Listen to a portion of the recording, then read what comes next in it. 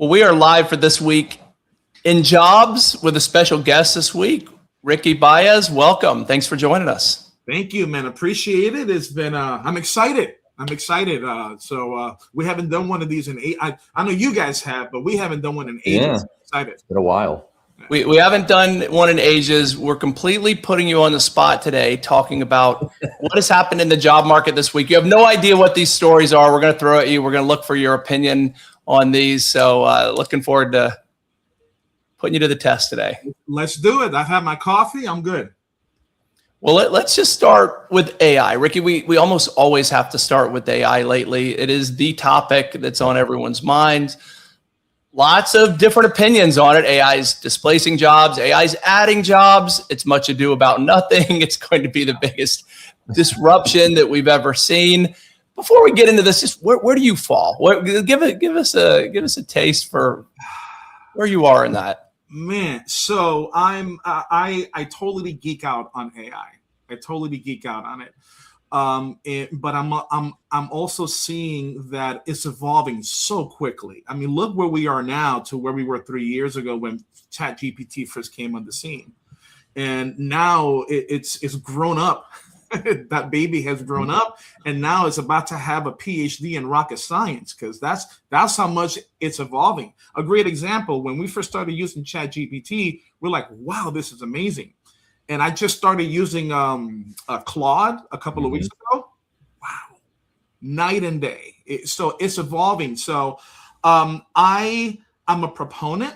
I am seeing a huge shift in the marketplace about what business leaders are thinking about and how what decisions they're making, in whether keeping human capital or just keeping the bot. So that's what I'm seeing. So real quick, a couple of weeks ago, I was the MC at the Jacksonville SHRM conference, and one of the keynote speakers said something that it kind of took the air out of the room. She said, if you go on LinkedIn right now or Indeed right now, you're going to see that about 70% of the job ads has some kind of a requirement of AI prompting experience. And the whole room were like, oh, like, wow, they were not expecting that. And let me tell you, I looked it up. She's 100% spot on, man. Spot on. So it's definitely changing how we work and how we hire. Definitely is.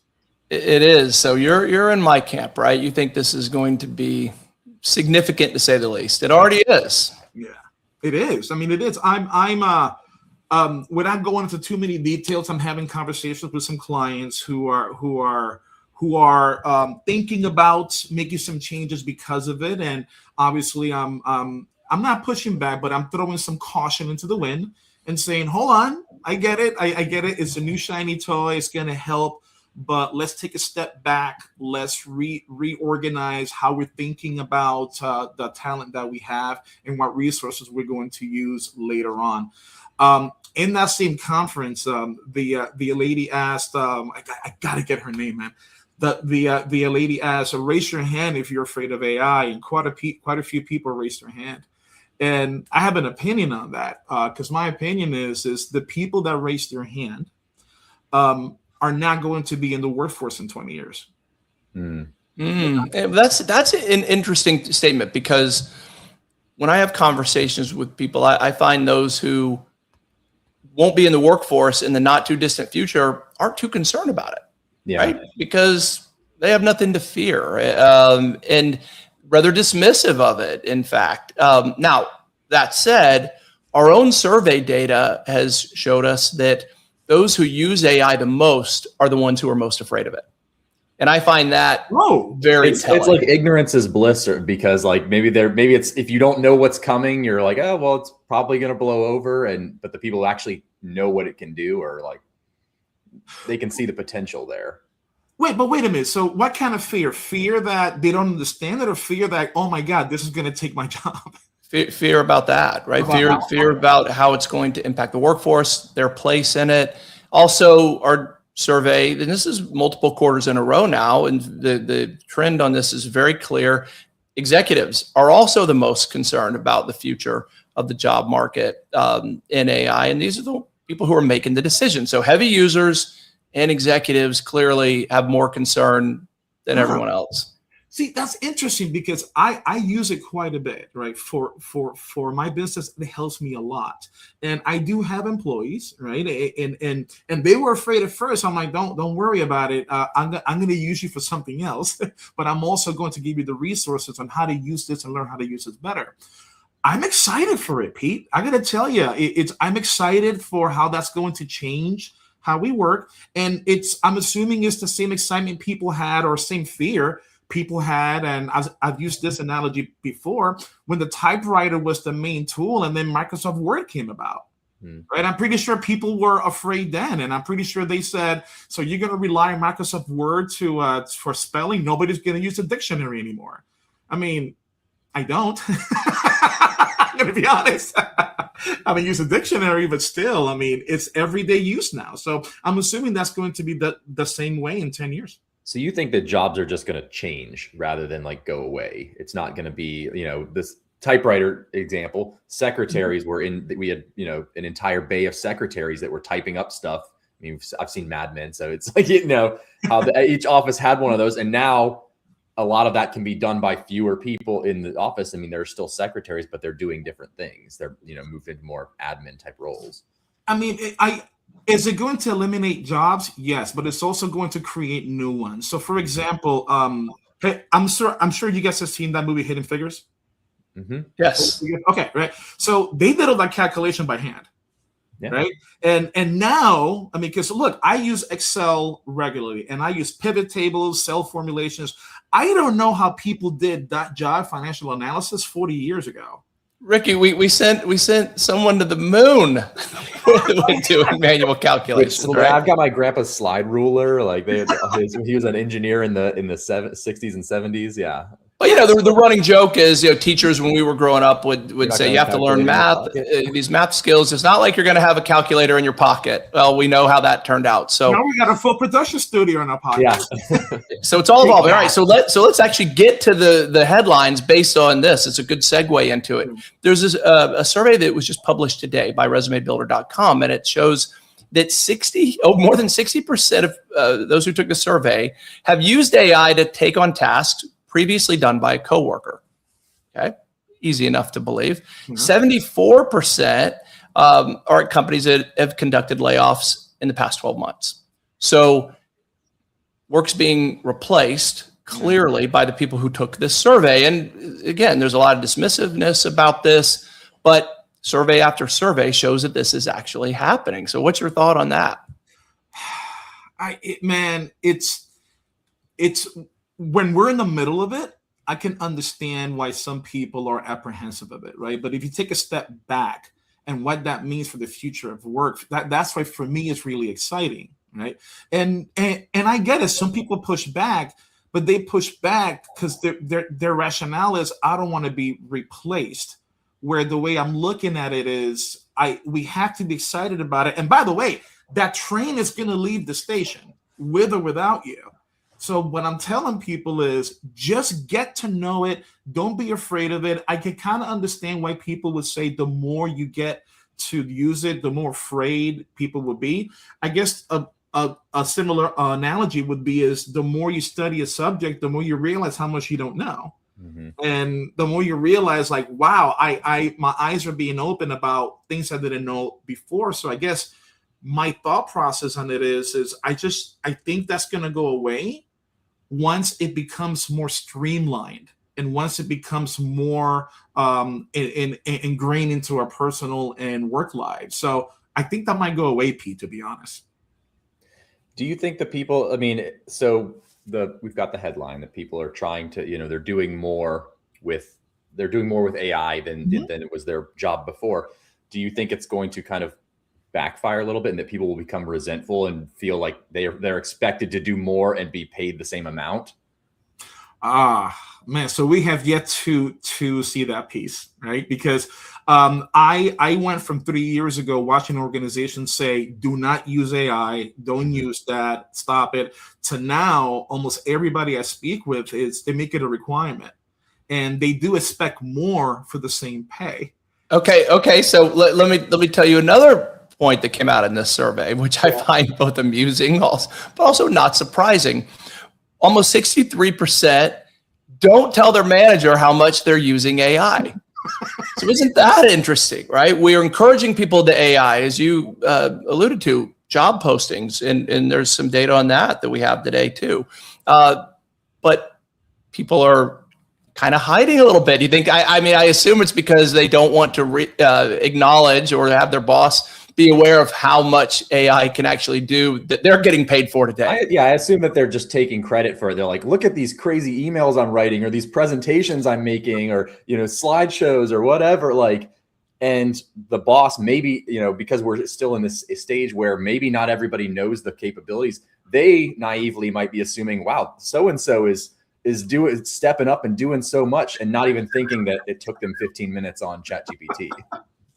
I mean, as long as you remember to remove the M dashes, then we're okay, have to be really right? smart to do it. But I mean, that's what I wonder a lot of times is like, are people just not saying anything? They're not lying, but it's an error, it's an omission. They're just, here's a bunch of stuff that I did.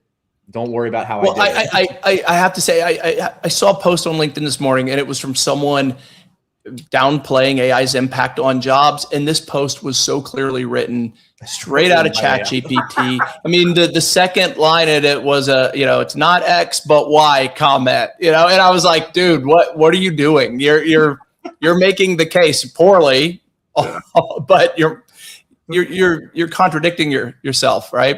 So they have to pace themselves.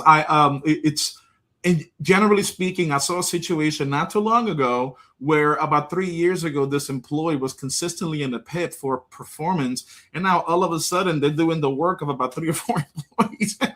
So to that point, we just had a comment. So thank you for this. And if you're listening and you're with us, more comments, the better. That makes the show much more interesting. AI is an assistant, but if I approve it, it doesn't matter if it's ChatGPT. He corrected himself, say it doesn't matter, right? Or Brenda recovering from the night's activities. Okay, whatever Brenda was doing, maybe she was at the corporate 5K last night, a little too long, having too much fun. But I agree with that. But I think companies are going to look at the work that's being done and decide if I don't have to pay someone to do it and worry about how they come in the next day, what's going on in their life, all the social things. And you're an HR person, right? So you are in the middle of this because you live in the drama. Yeah. Nobody likes drama. No company except for you, right? Your income relies on drama. Yeah. But do you know any employer who wants that? Clearly not. No. The clients I speak with, they're encouraging their employees to get to know it and to use it because they do expect more, right? Mm-hmm. Because now that tool is there. And then what they're doing is they're not relying on the employees to buy the software. They're buying the enterprise level, which is pretty expensive, like between $100 and $300 a month for their employees. And if they're making that investment into resources, they do expect some return on investment above and beyond what's happened before. Now, my question to those leaders is so because I've had some leaders that will say, no, I don't want them using AI. I'm paying them for the work that they do, not for the work a robot does. And the question I pose to them is, wait, what are you paying for? The work that they're doing or the output? Yeah. Because if the output is the same or better, who cares how they're doing it? As long as they're being safe with it, then an update, I'll put into ChatGPT some sensitive data, right? Because that's still a little bit worrisome to some organizations. But the question I pose to them is, look, this technology is evolving really quickly, and it's not going. It is going to be a part of our daily lives. So we might as well get used to the output and not who's using what, and focus on what you're paying and what the return on investment you're getting for that output.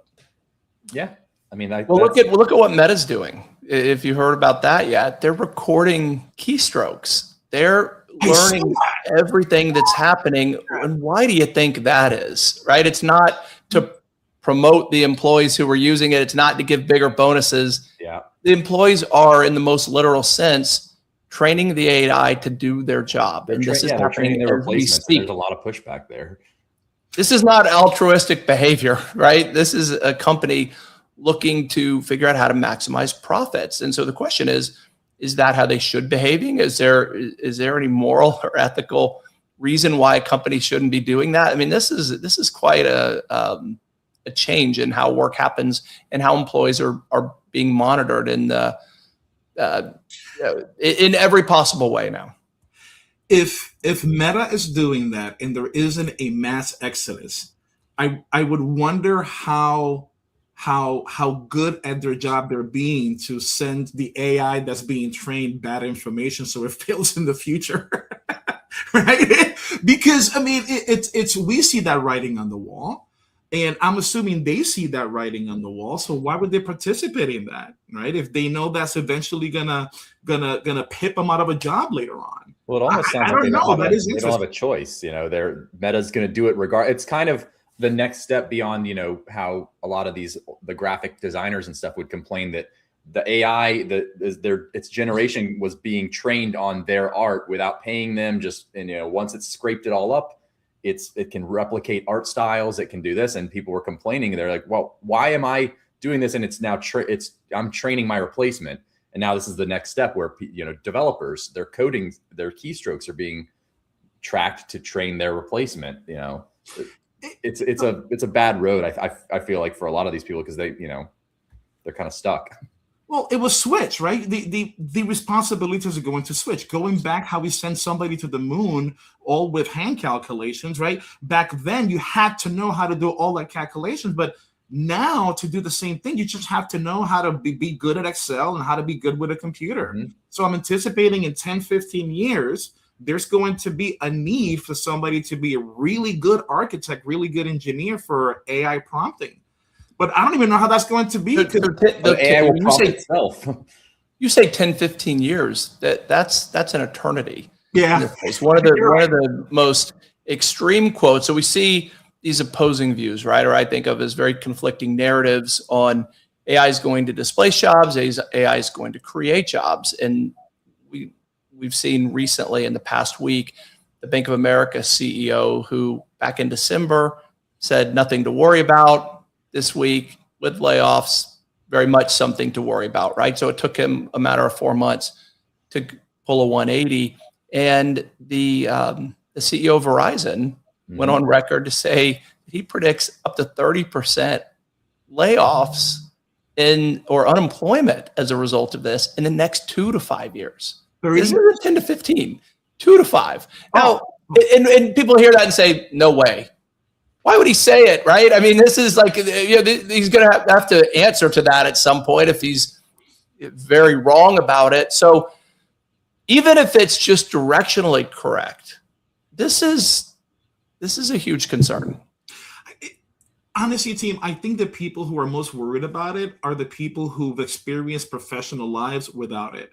I think the people who are in college right now, who are going to be in the workforce in the next 5 years, are not going to have an issue with it because they've been using it since college. They don't know a time without it. So that's why I'm saying the people who are the older career folks who are towards the end of their career, there will be, or mid, there will be the ones who will be afraid because they fear their job is going to be replaced. Whereas the people who don't know any different are that's going to be their common theme. So I think this is a temporary scare. And I think in 5 years, like you said, we're going to have a different take on it. We're not going to see it any different on how much we use email today versus the U.S. Postal Service. Well, the issue with the young people is that they can't, get their foot in the door to begin with because the companies have gotten rid of these entry-level positions. I get that. So that's going. All right, you're on record now. I'm on record every week with this. Peter and I already have a plan in December to see who's more right. I think there's going to be a lot of disruption between now and the end of the year. He doesn't think it's going to be as extreme, and you're looking 10 years out, so you think we're fine. Okay. Well, I mean, yeah, I'm looking. You're right. 10 years is an eternity, and the way this is evolving so quickly.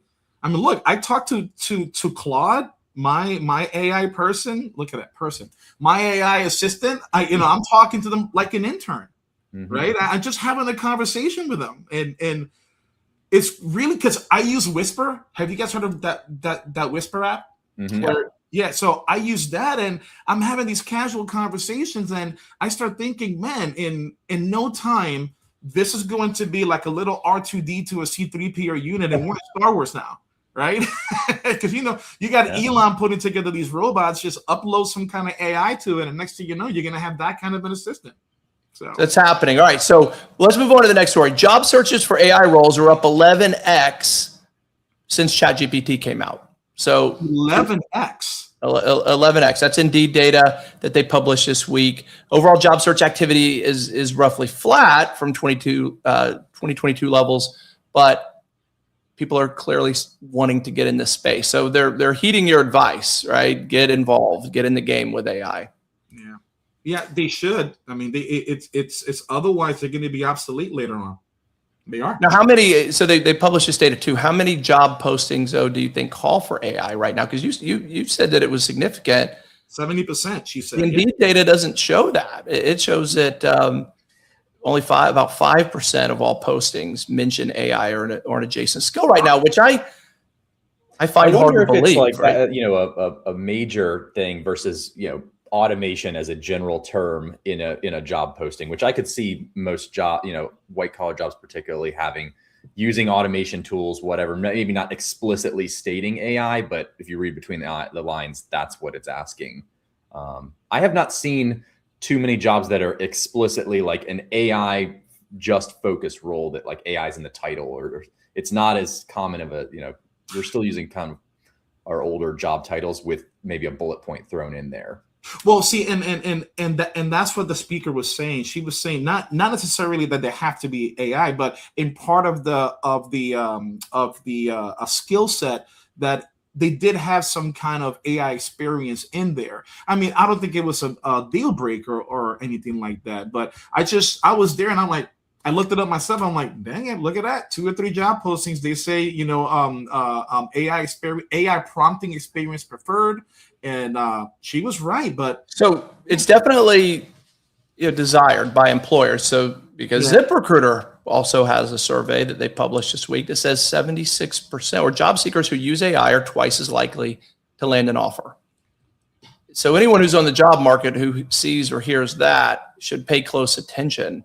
If you haven't, and look, you shouldn't rely on your employer to introduce that to you. We've also seen data that shows workers are only using it if their managers are supporting it at work, right? Or at least now we know that many aren't telling their manager what they're doing. So that's different. Maybe they just aren't admitting it. But for anyone in the workforce, anyone who's going to be in the workforce for more than the next few years should be taking it upon themselves to teach, to understand AI, how to use it to elevate your job and your work, and be aware of what's happening. This is not a time to stick your head in the sand. And I got to say this, and it's not just white collar workers neither. It's not. Now, initially I thought it was going to be only jobs that we do in the office, dealing with computers, digital stuff, and I thought manual labor wasn't going to be touched at all. So I can talk about this because he told me I could. I did have a client about a year ago. We were having this conversation. He owns a roofing company.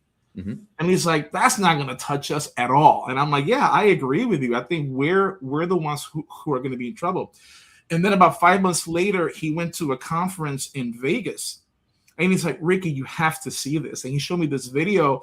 It's this company that puts this thing, like this huge machine on a roof. You just have to put in some information and it replaces shingles and it lays them out in front. Of course it does. And I'm like, oh my God. So it's coming for every job. It just white collar first, but the manual labor is going to be later on. I mean, just think about that. The company who solves that problem first, you get rid of employees and all the expenses and challenges. You get rid of the liability risk. I mean, that alone is massive. I mean, companies like ours, we don't staff for jobs like that. They're too risky. The liability is too high. So we wouldn't touch that with a 10-foot pole. And companies who do, they have to pay through the nose for that. So it is inevitable, and it just makes sense. Yeah, it does. It does. I mean, I started to use it in my personal life now. Dude, Now, I uploaded my credit card statements, and I'm like, hey, help me analyze how I can cut some expenses. 5 seconds. There it is. Stop buying Star Wars stuff. I can just do that. I can do that analysis for you right now. No, I'm going to push back on that. That is my vice. I'm good. If you just need to expand the view of what's behind you, and we can answer that question. We don't need ChatGPT for that. But all right, so here's one more AI. We can move on from the AI world. We could stay there all day, of course. Yeah. Amazon is now using AI to conduct job interviews with no human involvement at all. So start to finish, sourcing, screening, hiring. They don't mention sourcing specifically, but I'm sure they're using it for that too. No human in the loop. Yeah. What do you think? Peter? I mean, I feel like this is it's an inevitable line that was going to get crossed. And I understand people are like, well, it's just seasonal workers. They're just trying to basically get as many warehouse people in there as possible. It's an easy interview, so AI is only taking over these ones. I can see it. This is just the first step. It's going to go farther. It's going to go farther until I think job seekers push back. And I've talked to job seekers, and they're like, I'm okay with AI being part of it, but if a company is not going to invest at a person in me at all, why should I care about that company? And I guess maybe that's the only saving grace is it's making the job, the candidate employer relationship kind of transactional, very transactional. So that's a good point. And I know, Pete, you're going to say, well, it should be transactional. If they pay you money, you work there. But how can you expect an employee to care about your company and not do just the bare minimum that they're paid for at all? All right, hold on.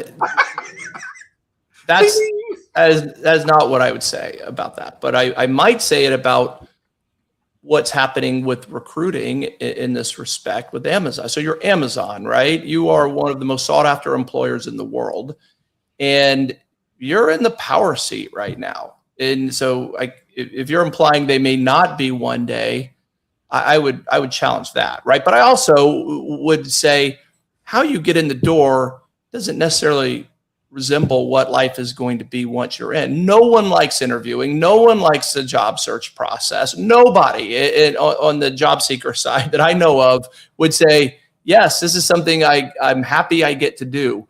So if there are efficiencies that can be created through this, is that a bad thing? I mean, or could you look at that and say, oh, they're just making my life easy without having to jump through a bunch of hoops that some human's putting me through? I don't know, Ricky. What do you think about video interviews, one-sided interviews, that type of thing? Well, I think, Pete, you and I talked about this about a year ago, where I was helping a client. A client didn't understand why some people would interview then drop off, interview then drop off. They kept being ghosted. So I'm like, let me see what your competitors are doing. So I created a fake profile. I applied for a job, and someone scheduled me for an interview via email. Because I just wanted to see what they were doing, and I started this interview. It took me about a minute and a half for me to realize I was not talking to a human being. That's scary. Mm-hmm. That's scary because he was asking me questions. I'm asking questions back in. You know how I am. I threw a joke in there, and then it paused, and then it laughed, and the laugh was so off sync. I'm like, "Are you human?" And they're like, "I am not. I'm an assistant." Blah blah. I'm like, "Wow." So that threw me for a loop. And I have a buddy of mine who owns a business in Maryland, and he owns a business for home inspections, and he just bought this AI system that follows leads for him. They call people, and they get all this information, and they don't have deep conversations, but the conversation the machine has is good enough to get all the information that he's going to need, so he can follow up with that call. It's coming. Mm-hmm. It's coming, and it's happening now. Now, I'm with Peter on this because, to me, how I am and how I do business, I want to keep the human, and I want to keep the human interaction human. And I get what he's saying, where if some people who want to be really connected with an organization, they want the organization to respect them as a human being, that could be a turnoff. But Well, again, in Amazon's defense, and to clarify what I said, these are, and Peter mentioned it quickly, these are temporary workers. These are seasonal workers, warehouse workers. So your job's not going to involve much of a human connection. I mean, that's the reality of it, right? You are there to do a very cookie cutter job. Yep. That's entirely different than the type of jobs that we recruit for, right? I just wonder if it's going to be a going to be slippery slope, you know? Well, yes, it is that, but it's already underway. And I see AI in recruiting as an opportunity to allow qualified candidates to match with human recruiters much faster and more efficiently. That's how we use it. So doesn't have to be one extreme or the other, but clearly Amazon is taking that direction. That is happening. I am all for the hybrid approach. Like like Ricky, you said your friend in his company, qualifying leads, getting that basic information that is a perfect use for AI, but then having it go over to a human who then can kind of do the nuance. That's how I kind of view a lot of these things as working best. That's how I believe recruiting it works best, doing that initial pre-screen and then a recruit. If you are good there, have a recruiter. I just don't like having no humans in the entire process all the way to start. I think there should still be some touch in there. You're afraid of the Terminator, aren't you? Just say it. You're afraid of T-1000. Just say that. Arnold Schwarzenegger is going to be my recruiter. Get to the office. Yeah. So if you're with us, let us know where do you weigh in on that. If you're a job seeker, do you care? Right? Is it important to you? Do you mind working with AI? If you're a hiring manager or a recruiter. Well, Pete, let me ask you. So let's fast forward. Let's say you just graduated college, right? With your mindset right now, if you was being interviewed by a bot, would that bother you? It depends. It depends on the scenario. It bothers me in what context, right? You'd have to answer that or ask it a little more specifically for me to answer. But what would bother me the most is lack of response and lack of movement as a job seeker. So our AI screening tool, which I don't think we've talked with you about yet, will look at So the number one complaint of job seekers, as we all know, is being ghosted, right? You send your resume, it goes into a black hole, you never hear anything. Nobody likes that. We can all agree there. Yeah. But we have a tool now that will screen the resume based on the job search criteria, match it up with what's on the resume, just like a human would do, right? Looking at a resume. We're not talking about once you engage with someone, you're saying all you have is objective information on a resume, on an application. You know what you're looking for. Does it match? If yes, you engage with the person. If not, you move on. Well, most people get very upset and are bothered by not hearing anything. I applied, nothing came back. Well, our tool, if the candidate is not a good fit on paper, we'll let them know why. 100% of the time, I can let them know why.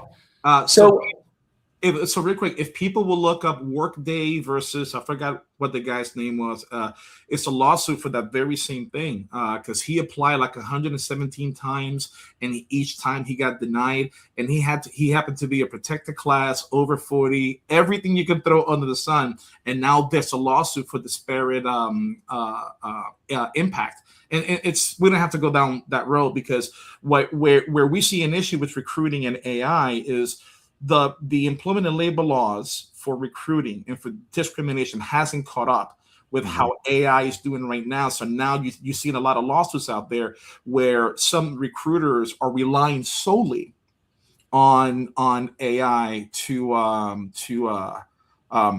screen applicants. One example that I know of is, I'm sure you guys have heard of Notebook LM. Mm-hmm. Notebook LM, and I know one person who uploaded the job description and like 50 resumes and says, based on this, who should I hire and who should I interview? And it came back. I reviewed it, and I'm like, look, this is going to be an issue for you, right? So you may want to have a little bit of oversight. So anyway, it's not to go too deep down that rabbit hole, but the laws have to catch up. And we all know how the federal government works. They're not quick about these things. Well, so. Yeah, states are trying to apply their own laws to this. And I think keeping up is an impossible task for any government body. But let's talk about bias for a second, because that's an interesting topic that you raise. Is there a human who isn't biased, consciously or not? We're all biased. We all are. I mean, let's be honest, right? We all are. It's the question is, do we act on it? Right. And that's what we have to be careful with. We have to see, as a human being, we can be conscious of our biases. We acknowledge them. I mean, let's be honest, right? If we went down a bad neighborhood, you and I right now. I was going to say that exact thing. Are you biased against a shady alley? We're going to click, right? We're going to lock ourselves without anything happening. But that's us as human beings, where we have to be careful is we just have to acknowledge them and make sure that we're being as fair as possible, ethically, and especially with the law. So I'm going to tell a true story that is less than 24 hours old that happened last night. Peter's going to know immediately where I'm going with this, because we were together. We were at the corporate 5K event, downtown Orlando. Every company in town is there. It's a big party. It's a lot of fun. You wear matching shirts and the whole thing. So it's a great night, as you know. Someone approached our tent and asked what we do. I said, we're a staffing company. And he said, I'm looking to hire someone right now. And I said, wow, this is great, right? He said, I'm looking for an executive assistant. Ideally, what I really want is a really cute lady in between 30 and 40. And I was like, let me stop you. And that's a human. This is a human, right? Who's trying to hire. He's telling me this. I'm like, you realize you're saying this out loud, right? This is what he tells me. I'm like, listen, that is not criteria we apply in our recruiting process. And you probably shouldn't say that ever again. But the point is, this is real. And when you compare that to AI, the AI is only biased if whoever told it how to think, how to operate, wants it to be. And I can assure you that our system is not. And so I would make the case that AI removes bias, doesn't add to it. And so here's what I'm saying, and this is the part. So I'm going to warn you here. This is the part that every single business owner I bring this up to pushes back on, because they should don't understand how weird the law works. So disparate impact. Mm-hmm. What that means is, so for example, let's say you use your AI tool and you scrub 50 resumes, and it gives you let's say 40 people back, right? So that's 40 out of 50, right? If that 40, right, it's not it's one race or over another, and you won't know that until you interview them. You will not know that, right? But if it's one race over another and there's a disparate impact, then we may be liable for a system that whether we have a policy or a process or not, we're going to be legally liable, because the process we have or the process we don't have has an impact against a protected class. It's not fair. Even if you don't know what the class is. Even if you don't know, that's what makes it an issue. And that's why the laws have to catch up. Same thing with the Tesla. I told Pete that I got a Tesla about a year ago, and I have that self-driving feature, and that thing is amazing, by the way. It's amazing. But even if you let the car do the driving, it gets into an accident, you wasn't driving, but it's still your fault because the law hasn't caught up. The law says you're responsible for it. To give me a real world example of how that could happen with an AI tool that isn't programmed to discriminate at all, is simply matching work experience requirements with what's on the job description. Okay, so now we're going into this part where I have to say I'm not an attorney, right? So what I'm saying is not legal advice or anything like that. I'm just an HR guy, right? A great example, an easy example. Let's say we have 100 applicants, 100 interviews, right? And then out of everything, we only pull out people who are white, or we only pull out people who are under 40. We wouldn't know that in the interview process. We wouldn't, right? Nor would a human recruiter. No, correct. Agreed 100%. We would not know that, right? But what we have to do is, once we find out after the fact and we see this, then we have to take a look at our processes and say, how can we minimize that impact as much as possible? And if somebody decides to bring a lawsuit and say, I didn't get selected because I'm this protected class, and then it goes that far into the whole legal process, they're going to take a look at our processes and what are we doing to make sure that we cast a wider net. Because remember, it's not a quota system. It's not about a quota. It's about casting a wide net. And if they see that the only thing we're using is this one tool, the company could be liable. It's unfair. I know. I just don't see that playing out in real life, in practicality. I would ask, how would the candidate prove? I mean, say every interview has, or every resume has the name completely removed and all identifying detail. How would they prove that there was any discrimination at all when that's the problem? This resume is the same as that resume? That's the problem, because it's as a recruiter, we cannot see those things. We're not supposed to see those things, but the system we have in place focus only on the skill set, on the experience, and that's what we should only be focusing on. But if it just happens that we interview only white people, only Hispanics, only Black people, it becomes an issue as far as the law is concerned. The law has to change. I agree with that. But look up Workday lawsuit AI, and that's happening right now because something similar. I'm aware of the suit. I don't know the specific details, but I can say in that specific regard, there's no difference between AI and how just recruiting happens anyway, right? If you're saying it's coincidental, which is another way of phrasing what you're describing, that we picked out 100 resumes based on the experience matching the job requirements, and they all happen to be a certain fill in the blank.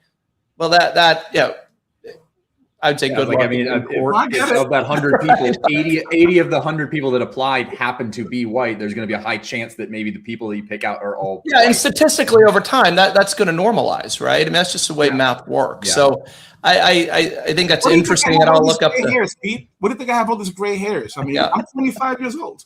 All right. Well, you HR people, let me give you another thing. That this is your Society for Human Resource Management. You mentioned earlier, SHRM, put out a report, their 2026 talent trends report. And the line that caught my attention, that jumps out at me as a staffing company owner, is that 68% of HR professionals face difficulty recruiting full-time employees. What are they doing wrong? That's my question. Does that surprise you to hear that statistic? It does. It does. These are your people, Ricky. You have to be accountable for them. No, it does. It does. I'm not their king. Ricky's the king of HR people. We're asking him. No. Look. I see how that can be difficult, right? I mean, look. These days, it's easier to find a job outside of a W-2 employment. It really is easy. So to convince somebody to say, come on over, work for me, I'll tell you what to do, I'll give you this paycheck. It's especially with the newer generation that are finding really interesting ways how to make their own money. I honestly believe that organizations right now are competing for talent, not against other organizations, but against independents. Because I'm seeing it every single day. I know right now 2 teachers who quit their job with, by the way, an organization that would give them a pension, something that hardly exists these days, to be Uber drivers and Instacart because they make just enough, if not more money than as a teacher. I mean, just stop and think about that for a second. Teachers with a pension. But I will say, when I talk to my peers across the country in staffing, I don't hear anyone say recruiting is harder than it was a year ago. The only time recruiting was a challenge in my 20 years, since Four Corner has existed, was in 2022 during the hiring boom, because hiring became very competitive. Every company was hiring. Many will argue they overhired during that period, right? There's Star Wars. And so I would say, other than that one period, there's never a reason recruiting should be difficult unless you're doing something wrong. And I firmly believe that. We hear are more like keeping people or finding, good, reliable people, not like getting them in the door, but having people that you actually want in the door. And then maybe in that teaching case, Ricky, it's the people, the ones who are complaining it's hard to find people are jobs that are maybe overworking and underpaying their people, so nobody wants to work there in any way. Hence doing something wrong. Teachers.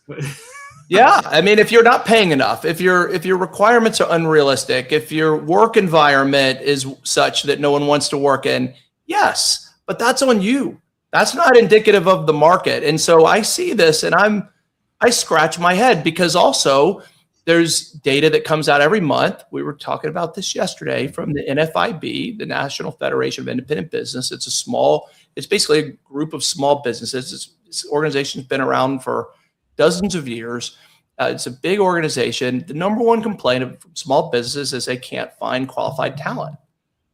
And I'm like, call us. Yeah. Right? What's wrong in this equation?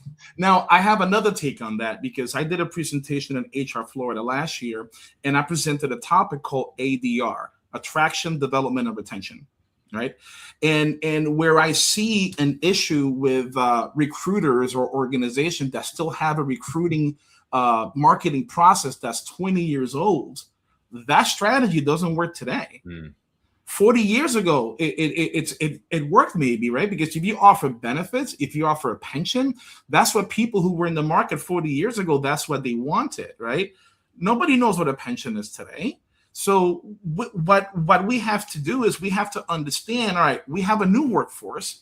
We have to understand what they want, what attracts them, and use that bait. The bait from 40 years ago is not going to work. So one of the ways that I saw that I'm working with some clients is, don't just post on Indeed.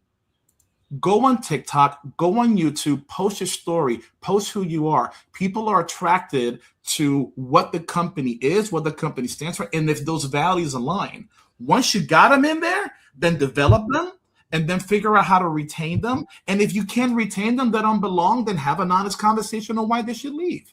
But why do you think that 68% of HR professionals say that hiring is difficult right now? More than half said that it's harder than it was a year ago. I just don't see that in the data. I don't see that in our practice. I don't see that from discussions with peers. I am truly scratching my head over that. If I take again, I don't have any data to back this up other than my own observations and what I deal with on a daily basis. Is an antiquated recruiting process. It's just posting and praying, and that doesn't work, right? Because maybe 40, 50 years ago, the idea was, if as a business owner and I have an opportunity for you, you should be thankful that you have this opportunity in front of you.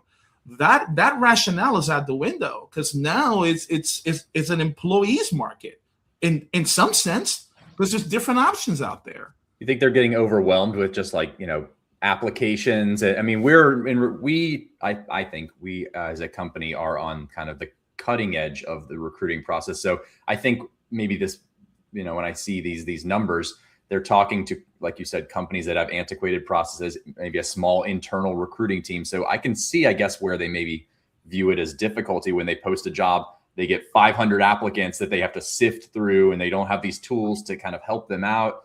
So maybe that's kind of how I interpreted the difficulty, is actually dealing with the job market as it is currently. And the candidate attention span is shorter than ever.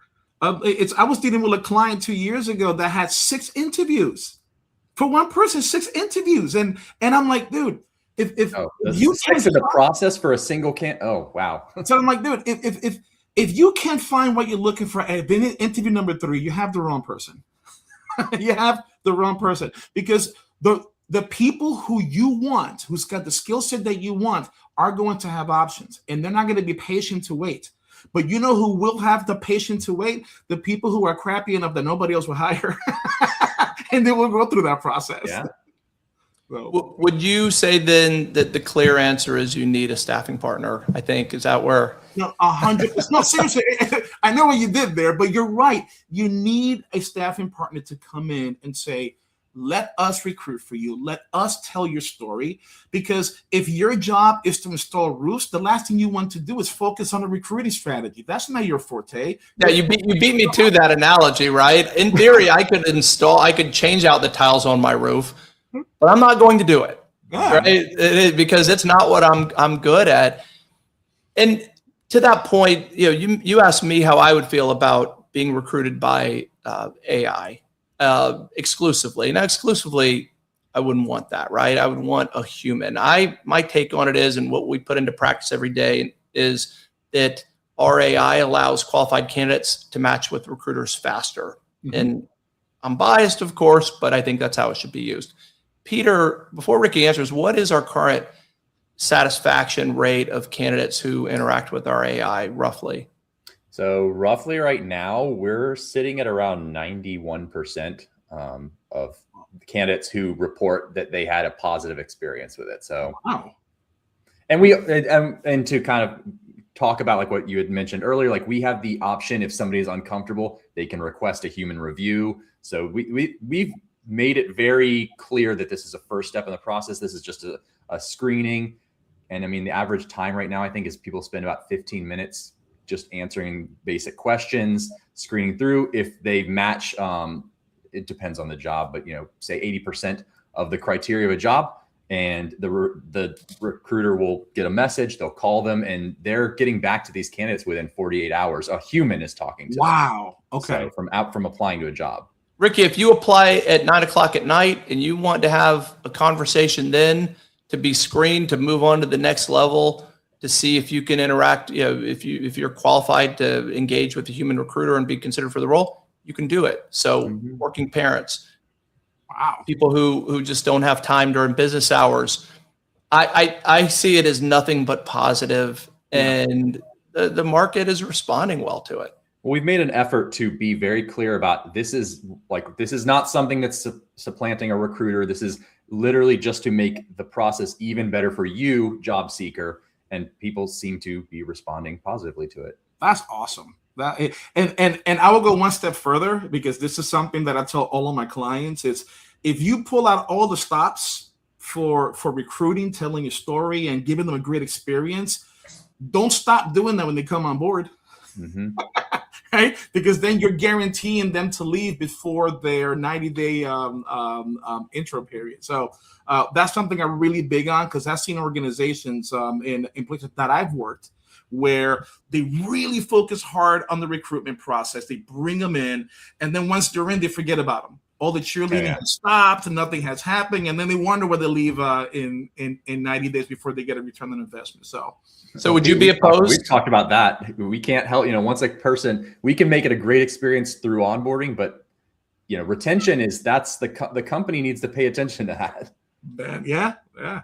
Ricky, would you be opposed to it? Would you mind engaging with the robot for the interview process? So I'm a geek. I would love that. Yeah, it's. I think for me, if the bot is engaging enough, right? And he's gonna tell jokes and have it laugh at his. Yeah, have it laugh faster. Don't pause for 2 seconds and make me feel. Finally, weird. Someone to laugh at your jokes. It's made for you. That's exactly what I need. So no, I wouldn't be opposed to it. I mean, I think it's. I'm a futuristic kind of guy, and I get excited about these things. So no, I would love it. My mom. No, she's like, I don't want to talk to Arturito. That's exactly what she said. So we're running out of time. Having you here, we burned through time quickly. No surprise. It's been great. That's a good thing. So if you're with us, you have any questions, Ricky, the HR guy, is here with us, or if you have any questions about anything we've talked about or have an opinion, weigh in. But let's talk about some data that's come out this week before we close. So a couple things. Small businesses are carrying the job market right now. Without small business hiring, we would be negative potentially on the year. We've seen a lot of big cuts. Does that surprise you at all to see that? So small businesses say they're having a difficult time hiring, but the data shows those who are successful are really carrying the load. So this is something that's about 15, 20 years old. And right now, small businesses have a bigger opportunity to attract more talent because of social media. right? They've learned how to capitalize on social media. They learned that social media will give them, because again, before social media, the only organizations we heard about are the ones that had big marketing budgets. Name brands, yeah. Yeah, name brands like Nike, Apple, IBM, all those things. And now, I mean, the pizza shop down the street has about 100,000 views, and because they do a good job in talking about what kind of pizza they have, right? So I think, again, no formula, just from what I have seen from my experiences with my clients, that the reason they have that kind of success is because they have capitalized on how social media is so relevant these days with the younger generation. That's my take on it. Okay. Kind of makes sense too. Also, that I mean, that the smaller companies are the ones that don't have a recruiter full time, and they're a pizza shop. So now they got to hire some people. Like, oh, how do I go about doing that? How do I, even start? I don't have an HR department. It's just, John, our manager, who's going to do something. Yeah. So also this week, unemployment claims just hit a 1-year low. So there's a lot of perception the job market is unhealthy, but that's a good sign. That's real data. Huh? Unhealthy, you said? It is unhealthy, yes. Okay. Got it. So unhealthy from the perspective of people not having jobs? Yeah. So we know unemployment number, is not historically high. It's actually historically low. Yeah. But it really is a matter of your role in the job market. That's what seems to be clear, depending on what you do. There are a lot of jobs where no one is hiring. Well, not no one, but hiring isn't very prevalent right now. So in some area, it always comes down to supply and demand right now. I would venture to guess that a lot of people right now are not moving or not making any moves right now because things are getting more expensive these days, and they're afraid to make that kind of a shift with how much of their dollars going away. So I'm wondering how many of those folks that are not moving are happy in their jobs. Right? Are they happy? Are they thinking about leaving? What are they thinking about doing?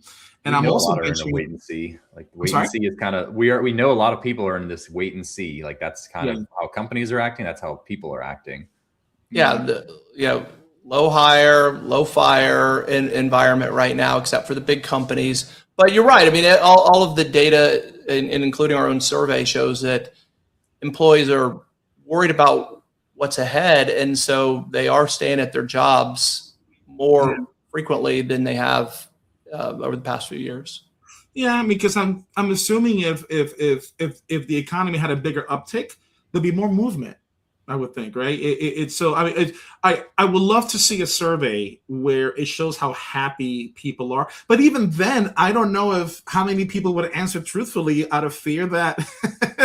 So our survey asks that. We have a job satisfaction index, and it actually increased from Q1 to Q2, indicating that employees are generally happy. I mean, this is clearly an anonymous survey. There's no. I get it. There's no way for their answers to be tied to the individuals. It's good news, right? So, I mean, we hear a lot of gloom and doom about the job market. We talk a lot about how AI is the anxiety about the job market, but their actual job, people are happy with. That's how you could sum it up, right? It's an anxious workforce, but for the most part, everyone's happy with how things are right now. Yeah, and honestly, I hope that number keeps getting better. The more we evolve in the hiring process, the more we evolve in creating a work environment that people really want to be there above and beyond a paycheck, because that's what you want, right? You don't want an employee that keeps looking at their watch. All right, it's 4:55, 4:56, 5 o'clock. I'm already an I-4 and 501, right? That's not who you want. Who you want is the employee that the business owner, walk out at 9 p.m. because you had to, and you're like, why is Pete still here? Dude, go home, because they care about the brand. Again, that's why I bring it back for organizations who are looking to really find the good talent. And you know what, Pete, this is something I took from you. You taught me this. You taught me because you shot me when I first met you years ago, and we were talking about four corners. No, this is a good thing. You said, Ricky, I try to talk people out of a job. And I'm like, why the heck would you do that? And I'm like, oh my God, that makes so much sense. It makes sense because if you try to talk them out of the job and they're still interested in that position, they're interested for the right reasons, and they tend to stick around more. So you taught me that. So I want to thank you for that because I use that every day now. Well, it's true, right? I mean, it's something that when you're in staffing, you realize that it's not about getting an interview for someone. It's not about getting an offer. It's not about that offer being accepted. And it's not even about them walking in the door on the first day. It's about them lasting. And so it is always best to paint the worst case scenario, right? And if we still like each other, you know, the meme from a couple of years ago, right? If you didn't like me at this, you don't deserve me at that. So let's tell the worst case scenario.